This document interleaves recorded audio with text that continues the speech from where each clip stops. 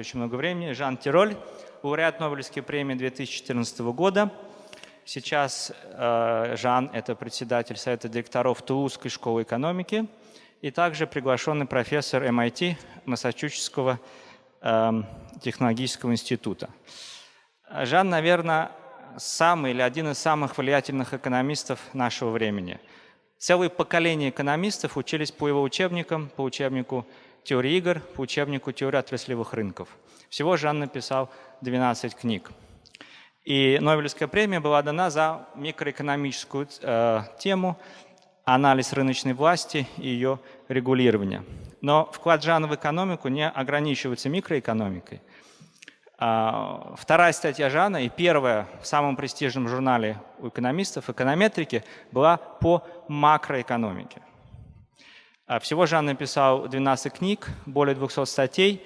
Помимо микроэкономики, это макроэкономика, это финансы, это экономика психологии, это банки и другие темы. И подходя уже к теме нашей лекции, которая, естественно, будет про финансовую стабильность, Жан написал книгу по регулированию банков в 1994 году.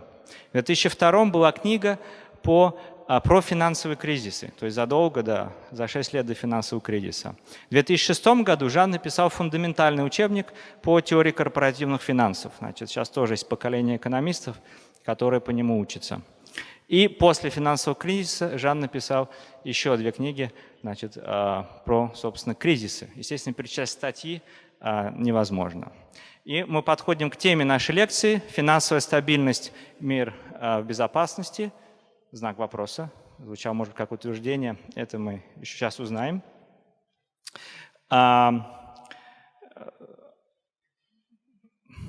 Возможные сбои в финансовой системе, что мы выучили после финансового кризиса, усвоили ли мы уроки, улучшается ли регулирование, будут ли новые вызовы ставить под угрозу государственные и частные финансы.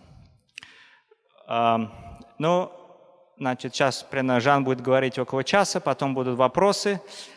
И трансляция прямая этого мероприятия на русском и на английском языке будет выложена в YouTube-канале Российской экономической школы. А сейчас я передаю слово Жану. Пожалуйста.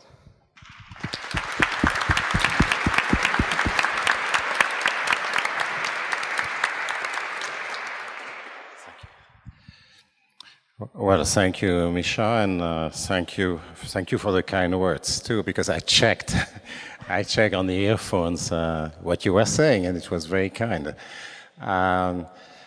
Thank you also to the New Economic School for organizing this, and thank you to all of you for being here. I realize I'm the last obstacle between you and the weekend, so I'm sorry about that, but it's very kind of you to come in such numbers.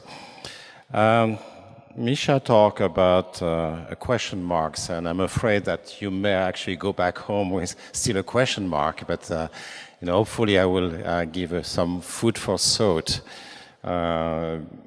during this session. Are we out of the woods? I don't know, but I will guess not. I'm a little bit concerned about things that are happening now, and I will go through that. I'll be discussing those things, but I look forward to having interaction with you afterwards, you know, questions, because there's no certainty. We have some views about things we should not be doing, but at the same time, you know, there's always the questions about uncertainty that I will be discussing. So maybe we should go back in the first stage to the financial crisis of 2008. Which I'm sure is familiar to most of you. And let me say right away, because I'm going to be critical of finance, that finance is actually very important and indispensable. We do need finance for many reasons. It's going to allow, it's allowing household firms and administration actually to borrow when they need to borrow, to hedge against risk, exchange rate risk or other types of risk. And in the process, finance also creates a savings vehicle for most of us. So I don't know a single country which doesn't really have finance, or those who are close to that actually don't function well. So we do need finance. So the question is not Getting rid of finance, it will be a really stupid idea. But the question is more, what should you do with finance to avoid the kind of thing that happened 10 years ago? Now, what went wrong, and I'm not going to spend much time on that, and probably you're fed up of hearing what went wrong in 2008.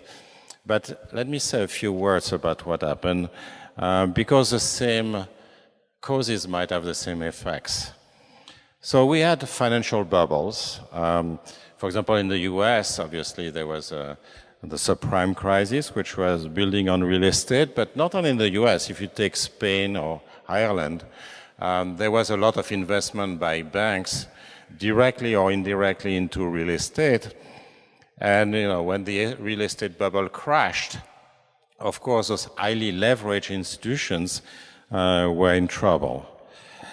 In the US, there was a lot of liquidity going into the US, which actually helped finance this bubble, partly because the US has a lot of parking spaces, what we call parking spaces, in the sense that you're looking for a place where you put your savings. So if you are in China, for example, or if you are a Middle Eastern country with lots of cash, where do you put your money? You put your money where the financial markets are well developed, where they create liquid instruments that you can trade and you can put your money in. And all of that, or part of that, went to the US, and of course, something was done with that money, and one of the things that was done with the money was actually to invest in real estate, and that contributed to the subprime crisis. Then, as usual, when you have bubbles, things are bad when the bubble is held by a leveraged institution, so an institution with a lot of debt, like a bank, for example. There was a crash of the internet bubble in 2001, which had very few economic effects simply because that was equity. So that was held by entities like individuals, for example, who lost their money, but that didn't create any strong recession. Then, third thing is the evasion of capital adequacy requirements. There is always a cat and mouse game between the banks and the regulators. The banks have a lot of talented people, they move very fast, they create new products, and the regulators are trying to keep up with the technology. And that will always be like that, but things were done which should not have been done. So, for example, moving the risk, for those of you who are not economists, but off balance sheet. Basically, putting stuff, contingent risk, which actually face very low capital adequacy requirements. Some of that loophole was closed later on under Basel III, but basically, there's this moving of risk off balance sheet so as to face lower capital adequacy requirements was part of the game. Then there was an expectation of public bailouts. And let me just give you an example of that. You probably remember Lehman Brothers. Lehman Brothers, when the US government decided to let go Lehman Brothers, there was a huge outcry. How could you do that? And by the way, 2 days later, AIG was rescued. But if you think about it, there is something strange, because Lehman Brothers, just like all the other investment banks, just like AIG, actually the hedge fund AIG, were not regulated, or were very, very lightly regulated. And everybody was expecting it to get a bailout. So, the traditional distinction in finance is that you have regulated entities that are controlled by the government, hopefully an independent agency. They are controlled by the government, but in exchange they have access to public liquidity assistance and bailouts. But in 2008, a number of the institutions which were rescued were unregulated entities. They had their cake and eat it too. And that's really problematic again. Finally, you have useful products which were transformed into toxic ones.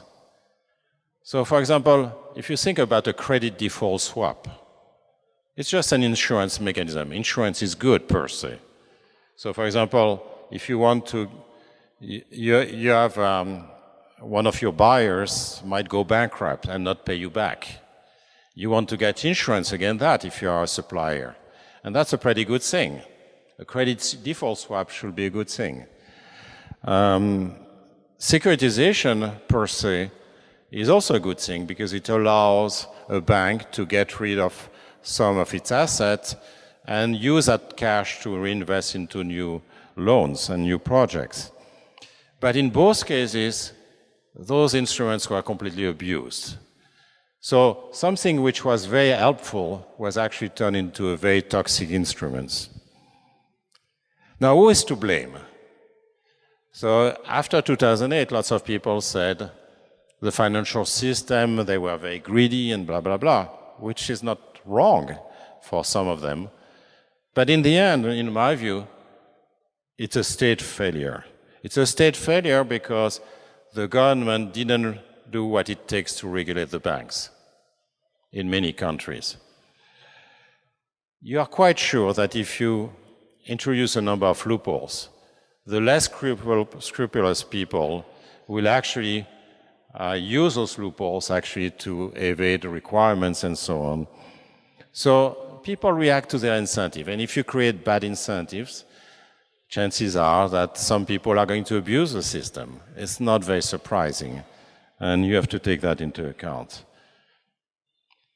Now, we have a responsibility as economists as well. Let me discuss that briefly.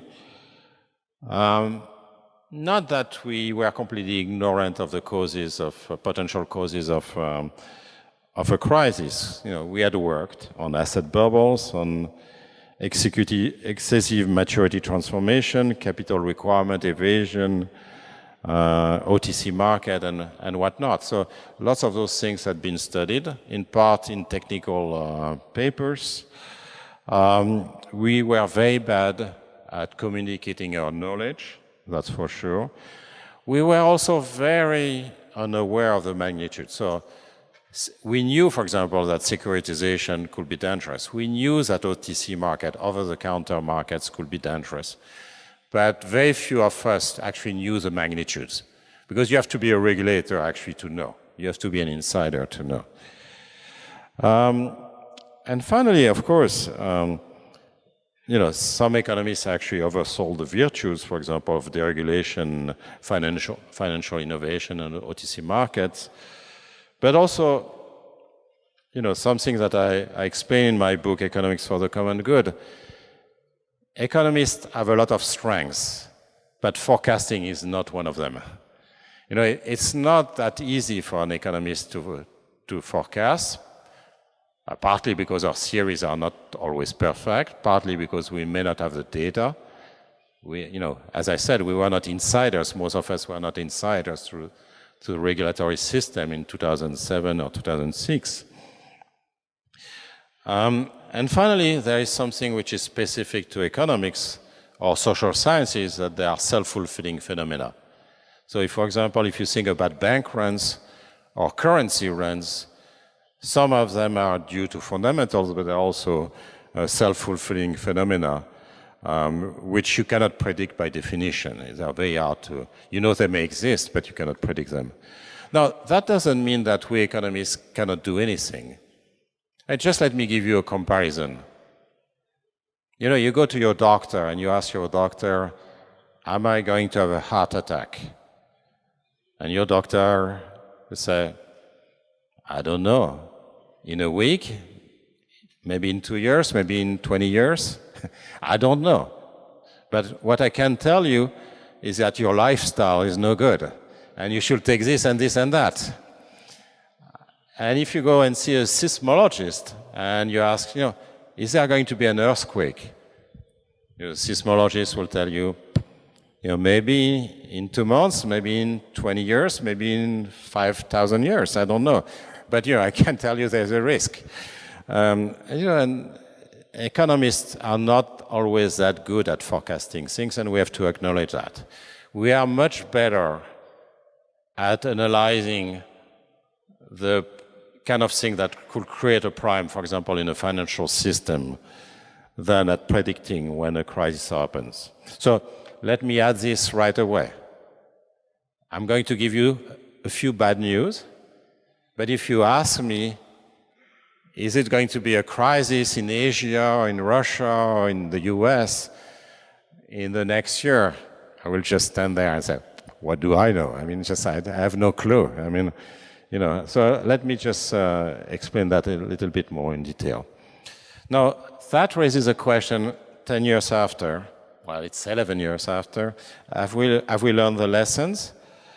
And the answer is yes and no. So I'm going to argue we have made progress in terms of the regulatory framework, but the devil is in the detail. Because the framework is one thing, but then you have the national implementation and the actual supervision. So there are three tiers in the regulation. You have the international regulatory framework, which is Basel III for banks. And then you have the national implementation, and then you have the actual supervision. And you have to look at every step. So the new rules, very briefly, I think, are progress. First, there is a better supervisory environment. I think, that's my opinion, that actually centralizing regulation in Europe at the European Central Bank is a good thing, both because the European Central Bank is an independent central bank, but also because it's more independent than regulatory authorities. So look at what happened in Spain in 2005. Spain in 2005, the Central Bank of Spain said there's a danger. There's a bubble in the asset market, in the real estate asset market, and because of that bubble, the banks could be in trouble. The federal and regional government wanted to get the boom going, and they were in charge of the implementations, and in the end, they let the real estate bubble grow, with the consequences we know for Spain. Now, maybe, I don't know, but maybe if it had been done in Frankfurt at the time, maybe in the ECB, the European Central Bank, will have forced the Spanish banks, the Cajas, and for example, to actually recapitalize and divest some of their real estate assets. Maybe, I hope so. But the point is that the domestic people didn't want to do it. We moved toward higher capital adequacy requirements. Is that enough? I don't know. Probably depends also on the kind of balance sheet the bank has, of course. We have counter-cyclical capital adequacy requirements, so you are supposed to hold a bigger buffer when things go well.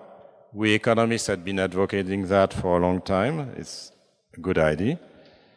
There is an increased emphasis on exchanges over OTC market for a reason that economists stress to, which is OTC market per se are not bad markets, but they are highly information intensive, which means that it's very hard for a regulator to know what's going on because those are not standardized products.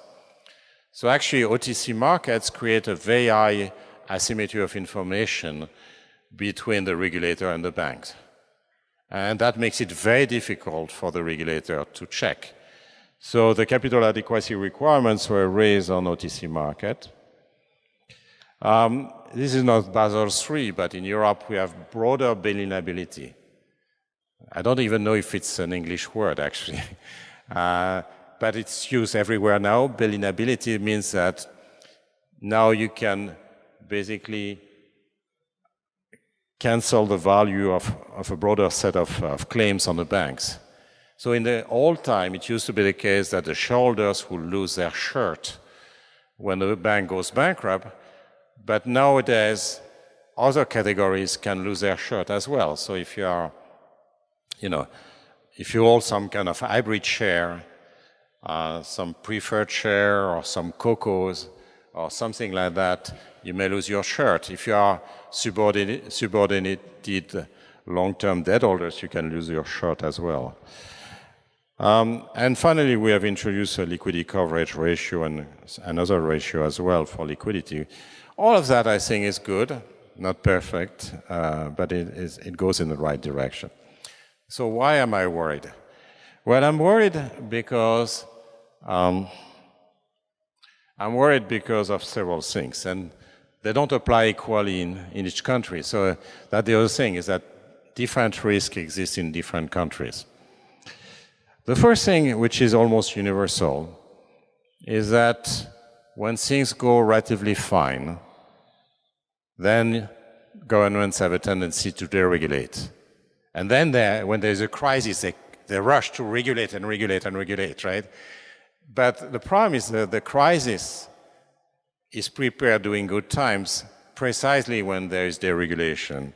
And that's part of the issue. So an example among many is the US right now, where the US president has projects to repeal Dodd-Frank, which is a regulation specifying consumer protection, imposing a number of stress tests for the banks done by the Fed. As an intention, it's not done yet, to call into question international regulations like Basel III. You may not know, subprimes are back in the US. You will think subprimes will have disappeared in the US. Not at all. They are back.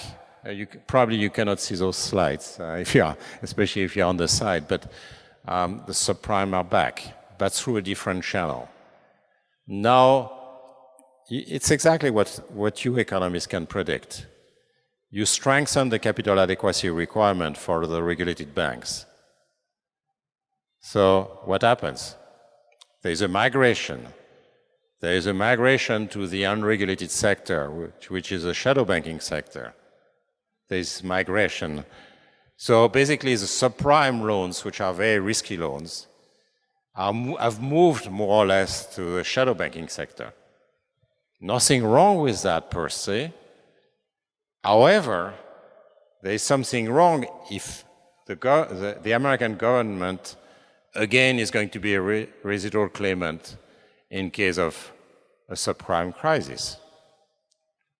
And what's happening now is actually the shadow banks are actually securitizing the subprime loans. So they are selling the loans. They are basically selling because they keep very little skin in the game. They keep 5% of the value, basically. They are securitizing the loans to whom? Well, to the US government. So basically, the US government is subsidizing subprime loans issued by shadow banks, which it doesn't regulate. So if you think about that, let's hope that there won't be some kind of crisis, real estate crisis, because in that case, for the taxpayer, the US taxpayer, is going to be very expensive. And talking about shadow banking, you have lots of leverage, highly leveraged and covenant light loans to various entities. So, the general lesson, I'm being very technical here, but the general lesson is always the same, which is permissiveness in good times. It's true for banking regulation, it's also true for sovereign debt crisis. It's always the same story. Danger number 2, politics. And let me share with you a concern I've been having for at least 4 years now, but it's getting worse and worse. The first danger is that the current arrangements will be reconsidered and put into question. One of the big progress in policy in the last 30 years has been the delegation of monetary policy and banking regulation to independent agencies. That's how we were able to tame inflation, prevent governments from spending a lot of money by inflating just before an election. And that's also how we can be tougher with the banks which don't behave well. Otherwise, if they are connected banks, if they are national banks, domestic banks, they tend to go to the ministry and say, don't do that, let us do whatever we want. Unfortunately, all over the world, in almost every country in the world, there is a populist movement. And of course, part of the populist movement is also saying we need to recoup the power from those experts. We dislike experts. We really want to grab the power again and give it to accountable people, not to experts. And there's something nice to that speech, but unfortunately, that's not the way to go. So one of the things that worries me is the reconsideration of central bank independence. As you know, the US president has been criticizing the Fed many times, trying to reduce the number of stress tests for banks. I live in a country where the populists on the right and the left are actually calling for accountability of the European Central Bank. And that's true for many European countries. The RBI, the Reserve Bank of India, has been in a fight with the Prime Minister of India for many years now about its independence. And you have this in Turkey, in South Africa, and there is a question, of course, of Russia as well. And I think it exists in most countries where the governments want to get back the power of central banking and regulation. And that's really something I think will be a terrible move. Why do central banks, why should they stay independent? Because, as I mentioned, for monetary policy, they tend actually not to be better at controlling inflation. They prevent easing prior to an election, pump priming. And also there is always the issue about interest rates. Governments always want a low interest rate.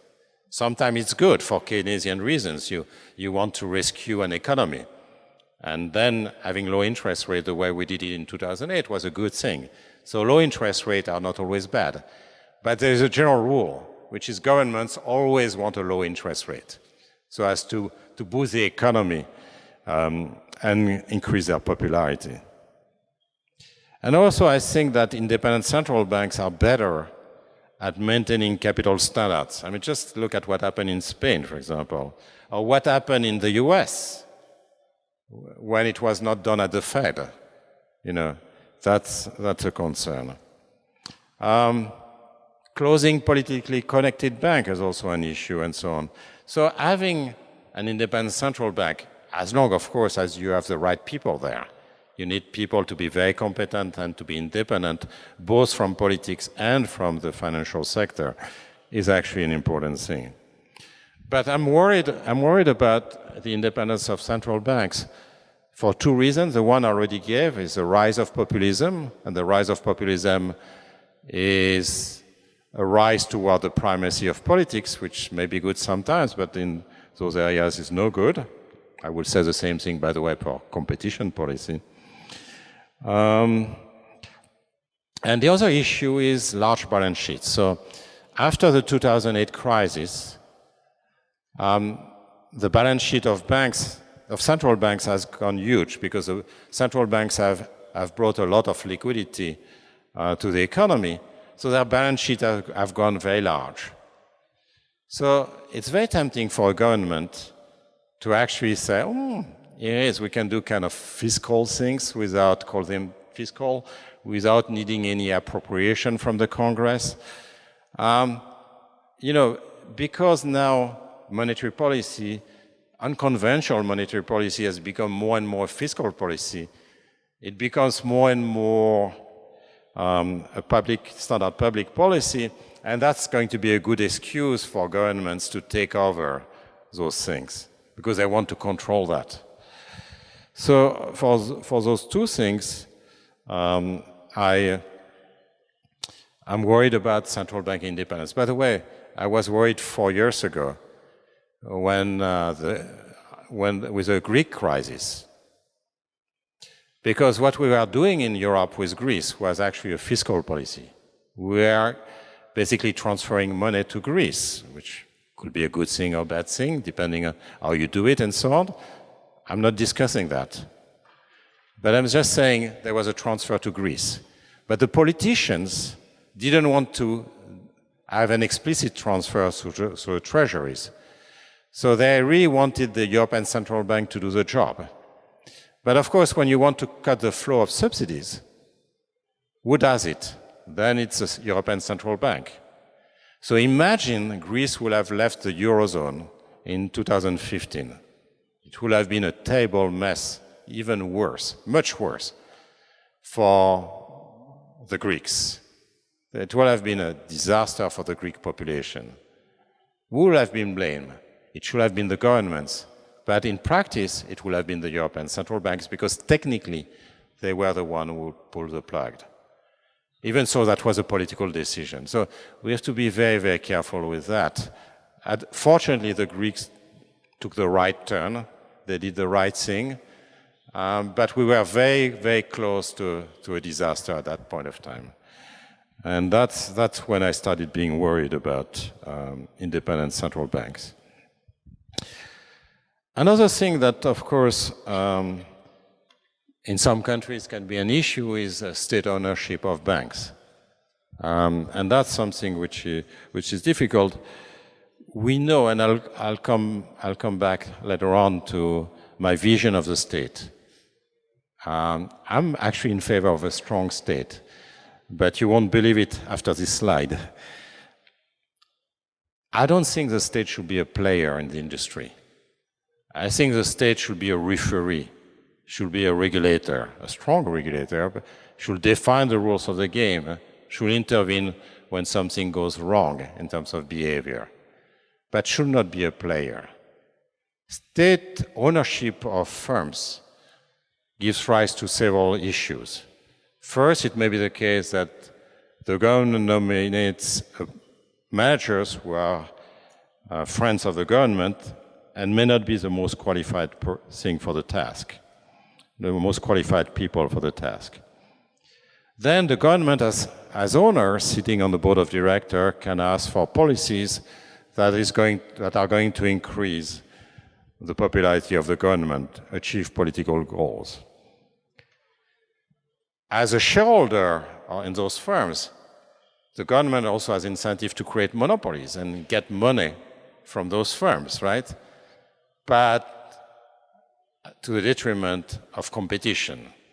So, there's a conflict of interest when the government is actually the owner of a firm.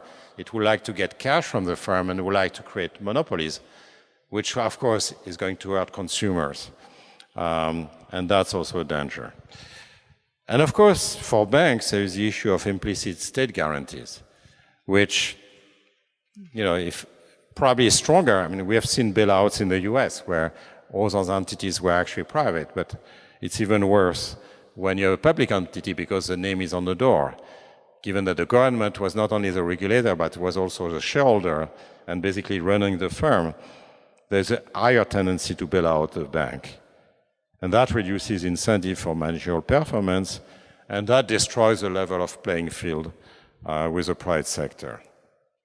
So the role of the state, and I'm very clear about that, the state should be a referee, a strong regulator, an independent regulator, which is there to correct market failures, whatever they are.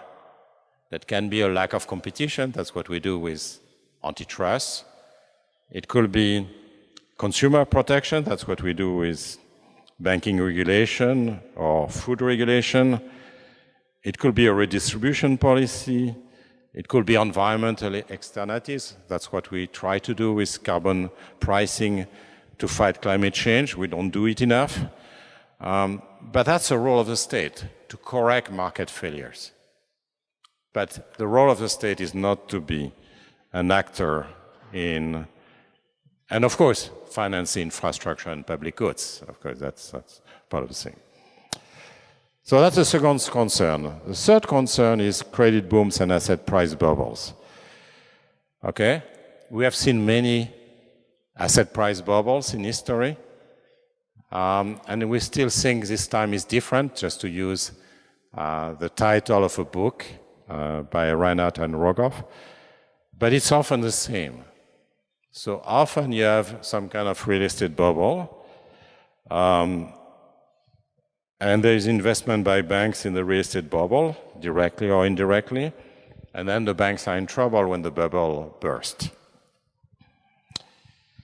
More generally, whenever you have liquidity, you have the risk of overexpansion. Now there is a concern now in emerging markets. You know, there was a big inflow into emerging markets, partly because of QE, quantitative easing in the West, which reduced the interest rate to very low levels. That means that people who are searching for yield, trying to get higher yield, invested their money in emerging markets. But of course, that means a lot of money went into emerging markets in the same way that the money from China or Saudi Arabia and so on went into the US prior to the crisis. Now it's in the opposite direction, going into emerging markets. But of course, the risk is if you stop quantitative easing, you raise interest rates, the dollar goes up, then the money moves back. Or you start losing trust in the emerging country, and then you have sudden stop, what economists call a sudden stop, which we have seen many times in history, creating difficulties for countries. So excess liquidity is one issue. Cryptocurrency is another issue. Cryptocurrency, by the way, I'm not talking about the technology blockchain, I'm talking about the currency itself. And, you know, the question is, how do you think about that? And on the positive side, I don't have much to say. The only thing I can say is that it's a bubble. I've worked a fair amount in bubbles 30, 35 years ago. But, you know, the bubbles is basically something which doesn't have any intrinsic value. So if we all lose trust in Bitcoin, then the value of Bitcoin will be zero, because there is nothing you can do with a Bitcoin. Even gold, which is the most successful bubble in history, you could still do a little bit with a gold, right? You could use it in industry. The value will be much smaller, of course, than the current value. But, you know, so the gold is a big bubble, but it has a small fundamental at least. Bitcoin doesn't even have a fundamental. Its intrinsic value is zero. So it's entirely speculative, and because it's entirely speculative, it's self-fulfilling. So what I cannot do, and I want to be clear on that, I cannot predict whether Bitcoin is going to succeed or not. I can easily predict that there won't be 1,000 different cryptocurrencies succeeding. That's pretty clear. But whether Bitcoin is going to succeed or not, I wrote an article 2 years ago in the Financial Times when it was moving up, and since it has been moving down, but honestly, it's not because I'd forecast that. Because I'm totally unable, it's completely self-fulfilling, I'm completely unable to forecast. I just know I don't want to hold any myself, but that's another thing. That's a positive side. You know, is it going to continue? Then there is a social side, which is different, and I think we economists have more to say on the social point of view. Is Bitcoin a good thing? And my own view is no. And I realize I'm probably going to shock a number of people in this room or any room, but you know, I'm suspicious about Bitcoin, not only for the standard reason, which is its use for tax evasion, money laundering, and the like, but of course, not everybody uses Bitcoin for those purposes. It can be bad also because you completely lose control over the monetary policy. Just think about a world of Bitcoin, and you are in 2008. How would you run your counter-cyclical monetary policy, given that you are not the one who is actually running Bitcoin, the Bitcoin system? There's no way the central bank will have a hard time actually doing counter-cyclical policies. And finally, there is the issue of seniorage. For those of you who are not economists, you wonder, what is seniorage? Well, seniorage is a very simple thing. When the Central Bank of Russia issues rubles, the money goes to the Central Bank of Russia, meaning the Treasury of Russia. When the Fed issues dollars, the money goes to the Fed and to the US Treasury. When bitcoins or other cryptocurrencies, there are thousands now, are issued, where does the money go? Aha. It goes to two uses. It goes into private hands when you have initial coin offerings. So basically, something which should have gone to the government is going into private hands. But actually, most of it doesn't go into private hands, in a sense. It's completely wasted. Because if you know how Bitcoin works, you have miners who rush and invest a huge amount in computer equipment and electricity in order to be the first to solve the algorithm and therefore get the Bitcoin. But of course, on average, they will spend as much on computer equipment and electricity as the Bitcoin they will get, the value of the Bitcoin they will get. There is free entry, so anyone can invest in that, and there will be, on average, zero profit or very close to zero profit, which means it's completely wasted from a point of view of society. So that's worrisome, and I don't want to say that Bitcoin is always bad from a social perspective.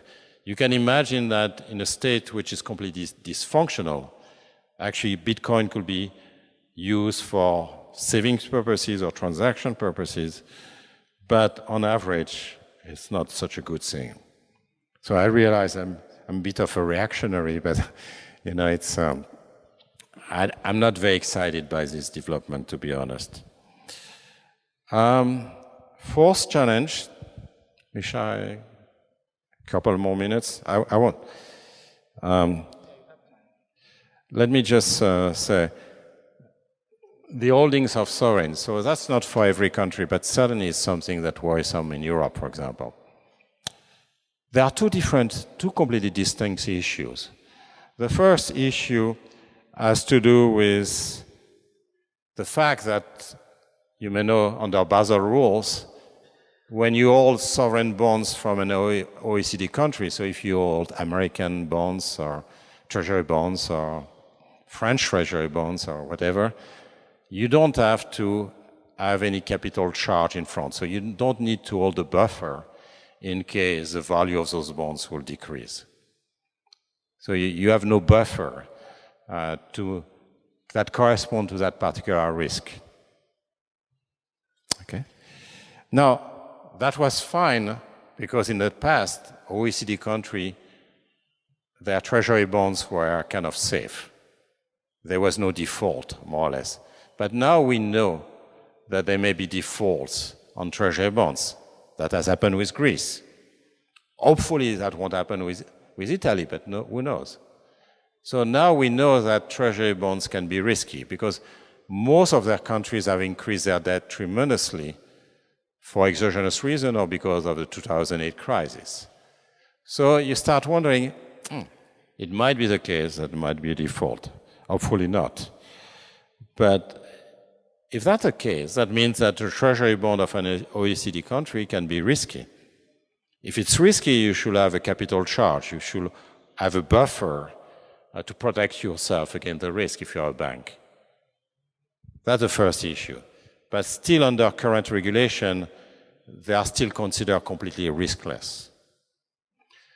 Second issue is more specific to Europe also, that has happened in other countries as well, which is that instead of diversifying across countries, the banks tend to hold treasury bonds of their own country, especially when things go wrong. That's exactly what the theory predicts. That's exactly what the empirical evidence shows. So what's happening is that an Italian bank is going to hold entirely its treasury bond portfolio will be Italian bonds.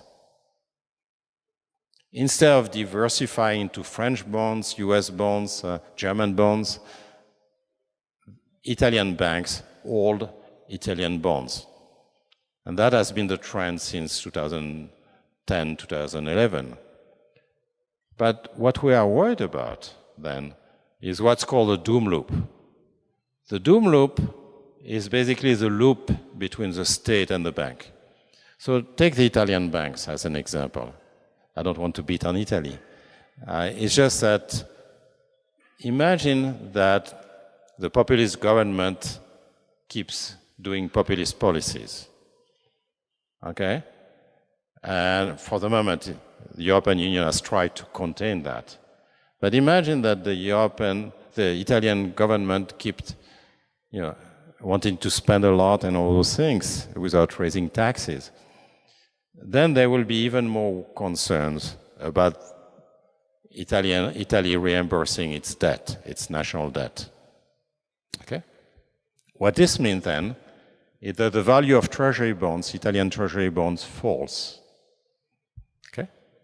So the value of Italian treasury bonds is going to fall. That means that the banks will lose money. They will be undercapitalized. And they might go bankrupt. At that point of time, the Italian government will want to rescue the Italian banks. But the Italian government is already in trouble. And this trouble is going to be compounded by the fact that it has to rescue the banks. And you see the loop, the deadly embrace, the deadly circle that might happen. We should have avoided that a while ago by forcing banks to diversify across countries and not let them hold only bonds of their own country. And that's a concern that we all have. Now, the transition is much more difficult because once it has been done, what do? You tell Italian banks you are no longer allowed to hold Italian bonds. But then that means that Italian banks have to sell their treasury portfolio. But to whom? Nobody will want to hold those Italian bonds. So that means they are going to lose a lot of money on that. So once it's done, it's very difficult to unscramble. It's very difficult to change. The transition is always a difficult thing. As usual with crisis, you want to prevent that from happening in the first place. Once it has happened, you have the choice between the bad and the ugly. It's very difficult. It's very difficult to handle. So I would like to have a discussion with you. Let me just mention a couple of topics and then conclude. One of the things I'm worried about is shadow banking. Shadow banking, I already mentioned earlier, is basically unregulated banking. Doing maturity transformation without being regulated through capital adequacy requirement and liquidity requirements. Now, with tougher Basel III rules, the natural tendency is, of course, to have the activities move away from regulation and go into the shadow banking sector. That's a natural thing. Now, I'm not against the shadow banking sector if the shadow banking sector plays with its own money. But we have seen that in 2008, that it may not be playing with its own money, it may also be playing with taxpayer money. Okay? And that's a difficulty. There will be a tendency to bail out the shadow banks under one of three conditions. If the shadow banks lend to SMEs, to small and medium enterprises, because the government wants to keep the flow of credit flowing to small and medium enterprises. If the shadow banks are borrowing or are in derivative contracts with regulated banks, because then you are worried about domino effects. If the shadow bank fails, then the retail banks or the insurance company might fail. If the shadow banks, third condition, if the shadow banks creates quasi-deposits, like money market mutual funds, which are viewed by the depositors wrongly as being deposits, then it might be the case that the government might be tempted to bail out the shadow banks. So under all these conditions, the shadow banks might have their cake and eat it too. So they might actually be left unregulated, but at the same time have access to public liquidity assistance. And that's exactly what we don't want to have. Again, there's nothing wrong with shadow banking per se. What's wrong is the fact that shadow banks will have access to public money, because they are not regulated. It's a quid pro quo. Either you are regulated and then you can have access to public money, but you accept to be regulated and monitored by the prudential authority, or you are going to play with your own money. Okay? So that's one of the things that there's been things that have been discussed also, like ring fencing, trying to separate investment bank from retail banks. It's not a panacea, but it can have some interesting properties. Using CCPs, so basically standardized products instead of using very tailored over-the-counter markets. This is getting very technical. I'll be happy to talk about that if you want. Low interest rates. I already mentioned that they are primes. Let me just say the central banks did the right thing in 2008 and 2010 and so on. Lowering the interest rate was necessary to rescue the financial system and keep the credit flowing. But there are big costs to low interest rates. Not only because they imply a massive transfer from savers to borrowers, something I feel very strongly about, because I'm honorary chairman of the Toulouse School of Economics, which has raised an endowment, so he's a saver. And with low interest rate, you don't get a very high returns on that, so I'm a saver in some way. But hopefully I don't have too much conflict of interest when I talk to central bankers. But no, I mean, there's a huge transfer of wealth from savers to borrowers because of the low interest rate. But that's not the only thing. Low interest rates are conducive to the emergence of bubbles and to risk-taking because the rates are low. There's a search for yield, and many financial institutions are trying to get yields to actually guarantee some kind of return to their investors, money market mutual funds, life insurance, and so on. It's an addictive drug for governments. There's a political risk of large balance sheets, which I mentioned earlier, not to mention the issue of the LB. The LB is zero over bound, which is at some point when the interest rate gets to zero or a bit below zero, you cannot go beyond that, and then you have to use other instruments. So for many countries, especially Europe and Japan, there will be the issue of how you exit the low interest rate period. Again, it's not a critique of this policy. I think that was the right policy, but it's something which is not easy to do away with. So I've spoken for too long, and I apologize for that. Let me conclude with a matter of advertising. I wrote this book, Economics for the Common Good, where some of the topics are covered. It will come out in Russian around November or December, so it's late. There's always a time for the publication, and I apologize for this commercial. But anyway, what is really sincere is that I want to thank you for your attention. Thank you.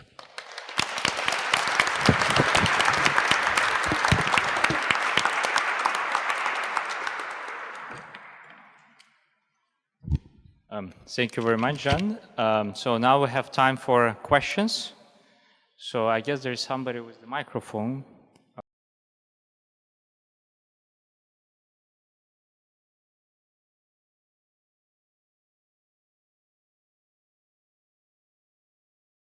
Thank you, Professor Tirole.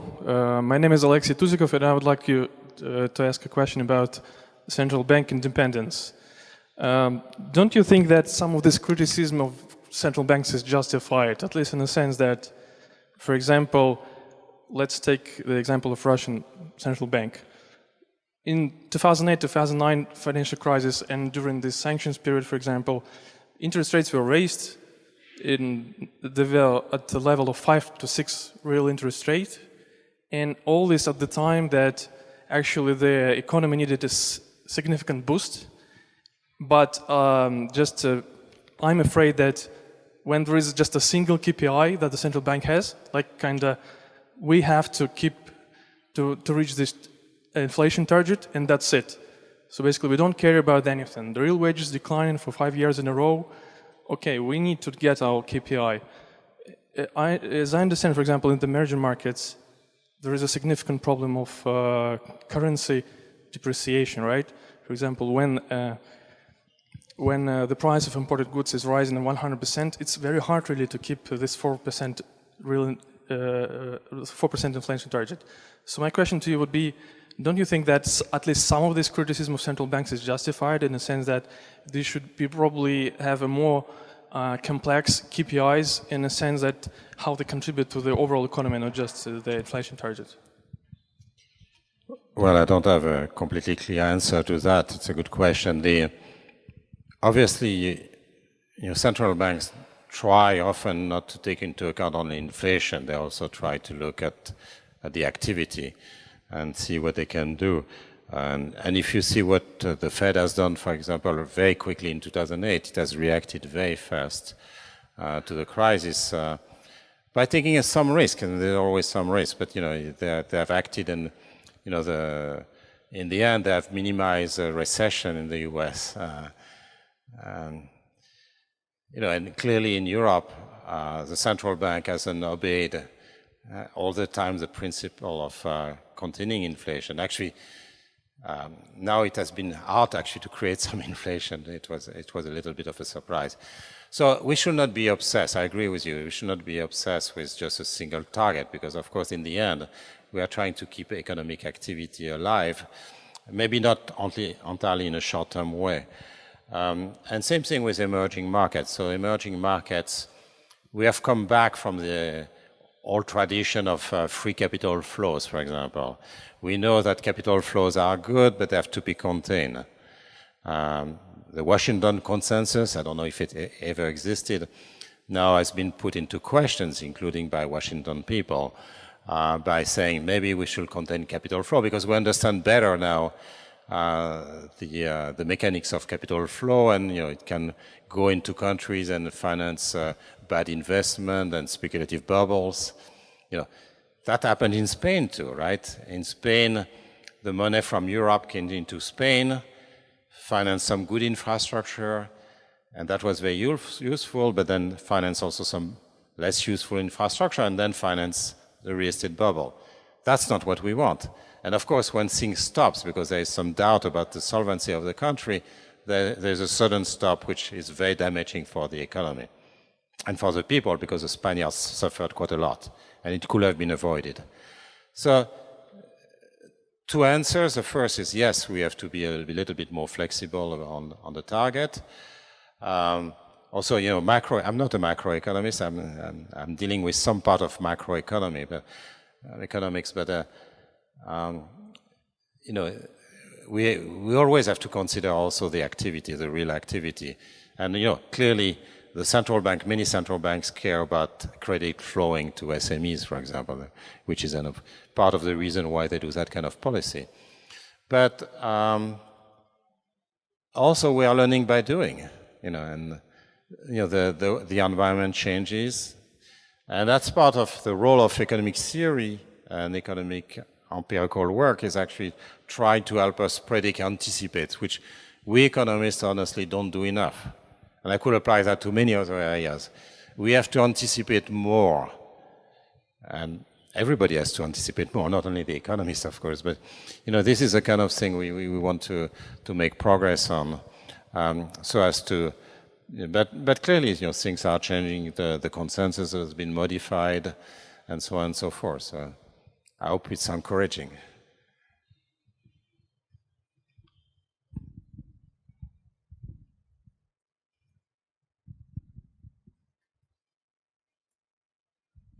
Cher monsieur le professeur, merci beaucoup. C'était très intéressant pour vous écouter.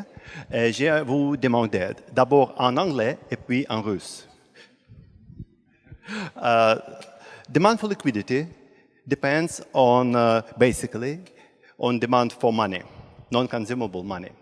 What is the basic difference between demand for consumable goods and demand for non-consumable money? And also another question, do you consider leverage regulation as a relevant policy? Or maybe targeting default rate targeting default rate is an alternative? An alternative to what? Targeting default rate to smooth credit cycle. Merci beaucoup. Dmitry Levando, HSO, High School of Economics. Well, I mean, we do, as consumers, as firms and so on, we do put our money into consumption good and also investment good or savings good. Now, as consumer, obviously, we invest in durables as well, but we're also demanding money. Now, what is money? And that's one of the things which is troubling to an economist, is that the notion of money changes over time. And it's any liquid asset somehow, right? So in the old time, it was banknotes and gold or things like that. But now it's much broader than that. Yeah, I was mentioning that money market mutual funds actually are considered by many people as being basically quasi-deposits. Technically, they are not, but So we are trying to put our money. Another example is life insurance. Life insurance in France, unfortunately, people put about 85% of their life insurance savings into completely safe assets, like treasury bonds and the like, instead of trying to invest in the economy and having more risky stuff. To be honest, it's more risky, but trying to finance the firms and so on. So we are all in a search for safety, especially now, which on top of that is encouraged by the current regulations. So, that's something, because, you are encouraged, if you are a pension fund or if you are a bank or an insurance company, you are also encouraged to use an old, very safe securities. So money is much broader than just cash. Money is any store of values that you can rely on. The stock market is not money because it's a store of value, but it's risky. And there's a continuum of saving products from the stock market, or even worse, private equity, whatever, hedge funds, or to German bonds. There's a whole continuum of things, but we have a demand for very safe things. Why? Partly because we are very risk averse, partly because we know we need to have a cash cushion, a buffer, because our children are going to go to school, or because we want to buy a car or an apartment or whatever, or we want to help our parents. Whatever the reason is, we want to have cash on hand. And for that, we need kind of safe thing. But the thing is that somebody has to hold the risky asset in the economy. And that's too often forgotten. We need to finance the firms, because the firms are going to create the jobs in the end. And, this obsession, which I understand with safety, in a sense, is a little bit dangerous too, because in that hand you just put your money into less productive projects and not into productive ones, and that's a little bit of a concern.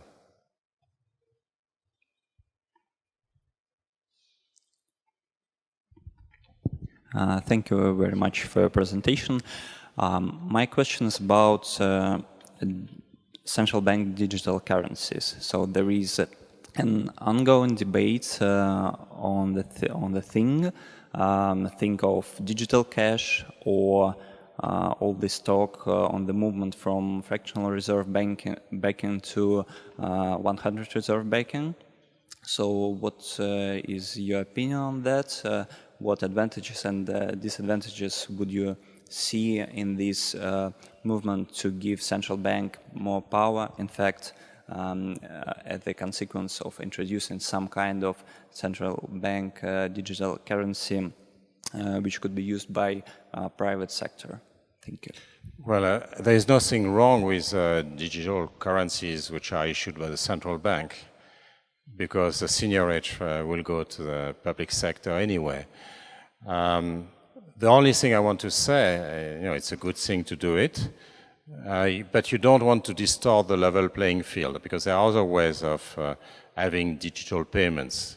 Think about debit cards or credit cards, and now you have Apple Pay or Google Wallet and PayPal, and every platform is going to introduce its own currency, and you have to pay attention not to destroy the level playing field.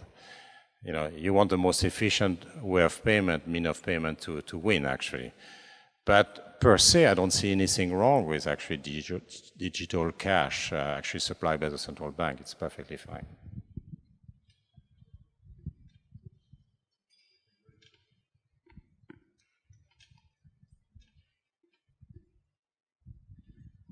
Thank you very much for the lecture. So is there a way for the central banks to somehow mitigate the risk in the shadow banking sector, say by verbal interventions or regulation-wise? Okay, how do you reduce the risk of a crisis coming from the shadow banking sector? One of the ways is actually kind of structural policy of making sure that if a shadow bank fails, it's not going to actually affect the retail banks. That's one of the reasons why I wanted to have more platforms with central clearing, with very standardized product. My own view is that, again, derivative contracts are good because they are insurance policies, but they create a lot of asymmetric information between the prudential regulator and the banks. And most of the products you need are in small number, but this is just a conjecture. I don't have any evidence of that. But, you as a firm, you want to be able to hedge against foreign exchange risk. You want to be able to hedge against interest rate risk. You want to be able to hedge against a supplier default or a customer default or something like that. So you have a number of standardized products that you can develop on those platforms with margin calls, so basically collateral, so as to protect the way it's done in payment platforms, by the way, large-scale payment systems, so as to protect the participants and to measure the risk at any point of time. So you can keep a better prudential control over your banks if actually the transaction with the shadow banks occur on those centralized platforms with margin calls and the like. With OTC, you don't see anything. It can be good, it can be bad. Then you can try to separate more the investment bank part from the retail bank part. That's what has been done, for example, in the UK with the Volcker rule. There's been the Vickers rule, the John Vickers rule. In the US, the Volcker rule, Liikanen rule in Europe, trying to separate a little bit the retail banking sector, which is a standard banking sector, which basically takes deposit and makes loan to small and medium enterprises, from the more speculative aspects.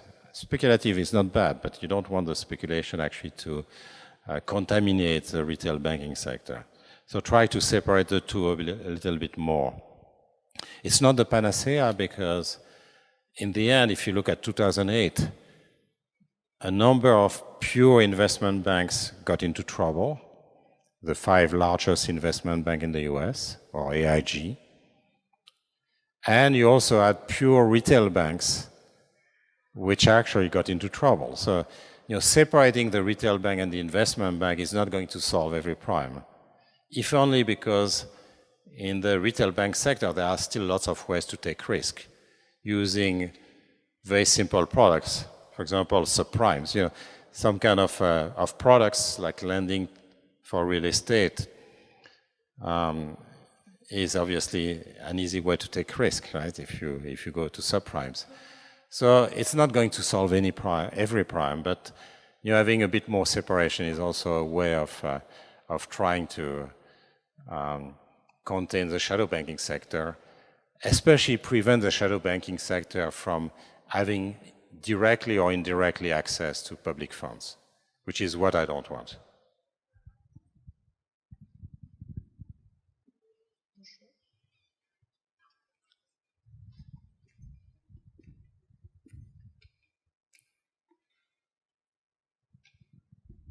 Too long way to go. Thank you for an interesting lecture. It was actually an inspiring one in the sense that we teach most of the topics that you mentioned to our students, and it feels good to have an endorsement from the higher-ups. But my question relates to the theme of international banking more. You've mentioned a lot of the domestic problems with the interaction between regulators and banks, with the emergence of the shadow banking, etc. But I want to ask you your opinion on the international regulatory race to the bottom importance. That is, the countries trying to lure in financial services from the other countries, which is also a concern, or at least it was a concern, it was a hot topic after the crisis, where people like from developed countries cited that they will go to Singapore to do financial business, etc. But now the talks kind of died down. What is your opinion? What is the relative importance of this kind of problem, potential kind of problem, compared to the problems that you mentioned with the domestic side of things, with the regulators giving way? Thank you. Well, I think you partly answered the question in a way, because Basel I was created in part from the fear of the race to the bottom. So each country will try actually to minimize capital requirements so as to attract the activity. Of course, the country takes some risk in so doing, because of course it makes a bank more fragile and may create some trouble. But now we are in a world of a lot of interdependency across countries. So, basically you invest in and you have counterparties in many countries, and you would like to know whether those counterparties are solvent or not, right? There are lots of externalities. Capital is mobile, all right? In many ways through direct investment, but also through lots of financial arrangement like derivative contracts. And therefore there are externalities across countries, because if you don't regulate properly your banks, sure, your banks might go bankrupt, sure, you might suffer, but the other countries might suffer as well. And I can tell you I was very happy when the US Treasury decided to rescue AIG, because we in Europe actually had exposures to AIG. So that was a very good news for Europeans, actually, that the US Treasury rescued AIG. That's very important. So that's why we want to have international regulation also, because finance is globalized nowadays, and they are not islands. They're really interacting with each other, and because finance is globalized, you need to have rules. Those rules are the Basel rules, and one likes them, one doesn't like them, but they are necessary. But as I said, those are just the rules. Then you have to look into the implementation. I have very little experience in that, but the little experience I have is that if you have to look very carefully at actually the decree that follows the implementation of the Basel rules, because then you look, there are always little loopholes which are introduced here and there. And you really have to be very careful about that. So we need international cooperation. And by the way, it's not specific to banking. I think part of the danger nowadays is that multilateralism is exploding. And we know that given we are interdependent in many ways, through the financial system, through competition policy, through climate change, through whatever, tax competition, through tax evasion, through many other things, we know that we are completely interdependent. And one of the big progresses actually of mankind was actually to start getting together, first with the Society of Nations, but also then with a number of other things, to try to actually get some kind of uniform governance across the world so as to minimize the externalities across countries. And I'm very sorry to see that many countries, most countries, are saying, me first. You know, that's the politicians' motto nowadays in many, many countries. And even the US, which has contributed to creating the world order as we know it, is now contributing to destroying it. But it's not only the US. We cannot just blame the current president of the US. It's in every country the populists are saying, my country first. And that's going to be very bad for the world because, you know, in terms of all those policies, we are going to end up with an outcome which is not the one we want.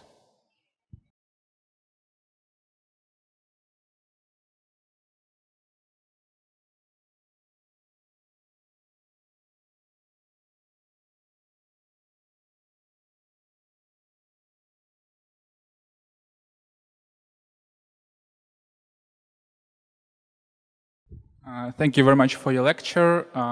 You mentioned briefly about Bitcoin, but obviously this is a much bigger part of a huge collaborative economy market. And this market is pretty special also for my generation, for millennials, because we consume differently and we want to share, we want to use, I don't know, coworkings and bike sharing and so on.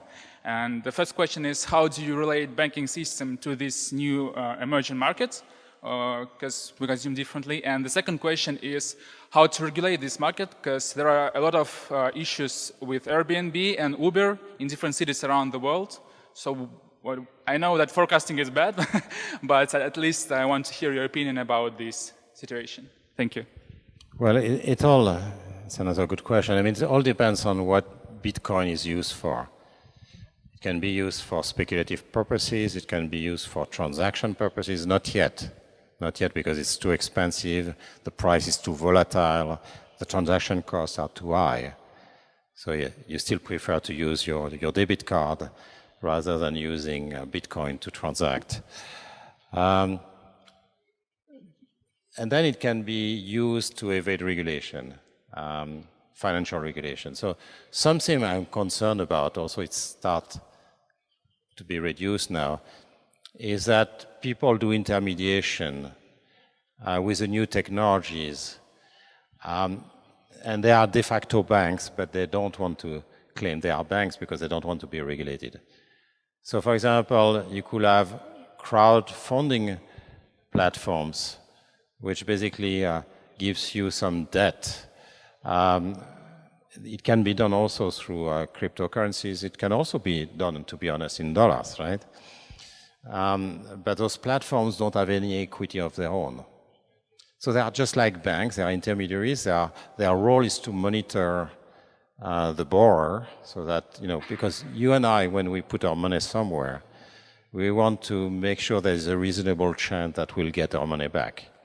There is an asymmetry of information with the borrower. And in general, what banks and other venture capitalists and other intermediaries do is to reduce the asymmetry of information. And this is not going to go away. And in general, to be credible in reducing this asymmetry of information, you need equity. And that's what banks do. And that's what Basel regulations do, is to try to impose a minimum level of equity. So I will be worried that the new technology be used in order to evade financial regulation. New technologies are good, obviously, right? It's a technological progress. So we have to use them. But we have to use them doesn't mean that the fundamentals have changed. You know, the asymmetries of information that we emphasize in finance are still there, just like before. We just have better means of transferring money, of doing all those things. Smart contracts is also a very good thing. You know, you just reduce transaction costs. You don't change the fundamentals, but you reduce transaction costs. It's become much easier now to implement contracts thanks to blockchain, for example. Fine, it's just a technological progress, we need to use it. Well, thank you. At first, I really would like to say thank you for an incredible lecture, it was great. And I would like to ask the question, which will not be connected much with your lecture, but it will be just about you and